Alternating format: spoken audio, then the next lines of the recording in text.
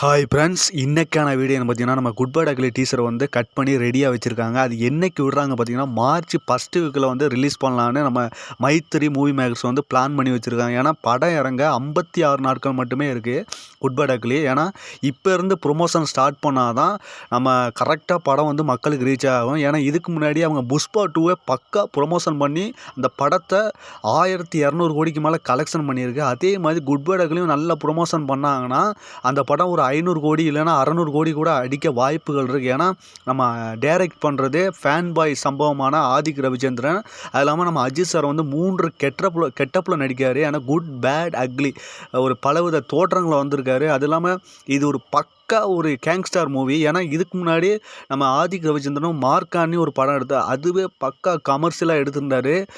வேறு லெவலில் சமம் பண்ணியிருந்தார். அது இல்லாமல் இப்போ ரீசெண்டாக ஜிவி பிரகாஷ் என்ன போட்டிருக்காருன்னா, படம் வரும்போல் தரமாக வரும் அப்படின்னு ஒரு ட்விட்டரில் வந்து அவரோட பதிவை செலுத்தினார்.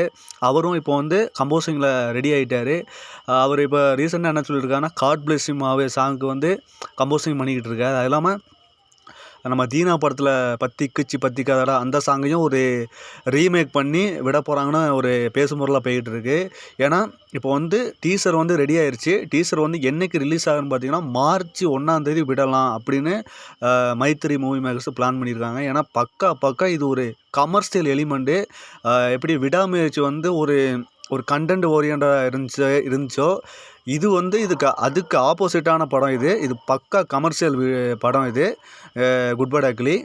நம்ம அஜித் சார் வந்து 3 கெட்டப்பில் நடிக்கார். ஏன்னா குட் பேட் அக்லி 3 தோற்றங்களை நடிக்கார். ஏன்னா போஸ்டரே நமக்கு வந்து ஒரு வேறு லெவலில் ஒரு ட்ரீட்டை தான் கெடுக்குது. ஏன்னா இந்த படத்துக்கு எல்லா அஜித் சார் ரசிகரை மத்தியில் தாண்டியும் மற்ற ரசிகர்களுக்கும் இந்த படத்தை ஒரு எதிர்பார்ப்பு இருக்குது.